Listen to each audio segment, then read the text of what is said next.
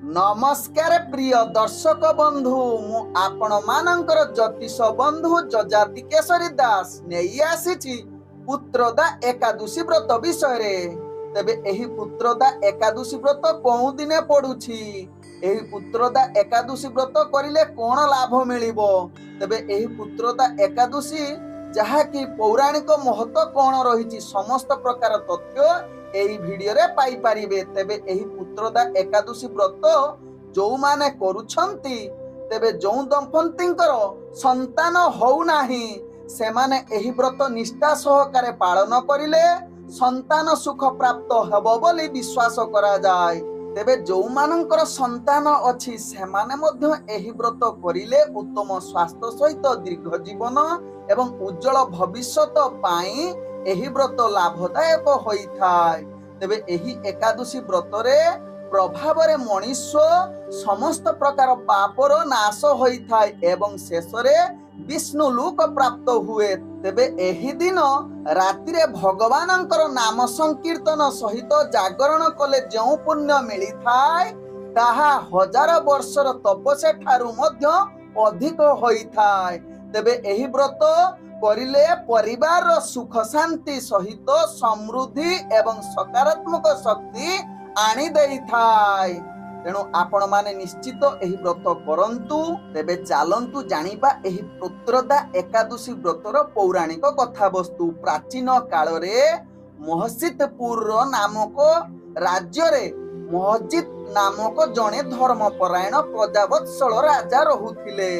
राज्य रे सब प्रकार सुख शांति थिला मध्य राजा निसंतान थिले, एथिपई से बहुत दुखी एवं निराश रे मध्य थिले।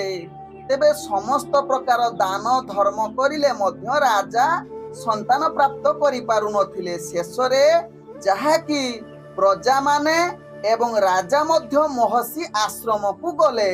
सेठारे महर्षि दिव्य दृष्टि रे जहा कि राजा को जणैले जे पूर्व जन्म रे आपण जने गरीब व्यवसायी थिले।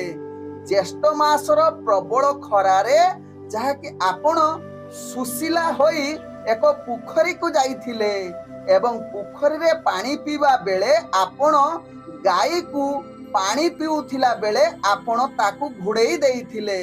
सेथिपाई आपण निसंतान होइछंती। तेणु आपण पुत्रदा एकादशी व्रत करंतु, आपण निश्चित एही निसंतान रु मुक्ति पाइबे।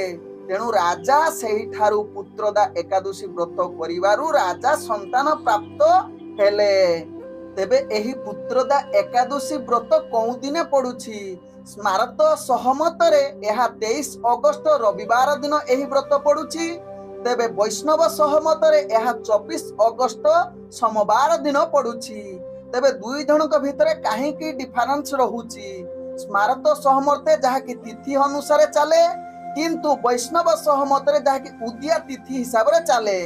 तेबे उदिया तिथि जहा कि 24 अगस्त सोमवार दिन 4:03 पर्यंत एकादशी तिथि रहुछि। तेणु सेथिपई से माने सोमवार दिन वैष्णव माने पालन करूछंती। एहा पारायण रहिछि जहा कि अर्थात 25 अगस्त मंगलवार दिन पारायण करिवे, जहा कि 5:24 ठारू सकाळ 6:23 मध्य रे पारायण करिवे।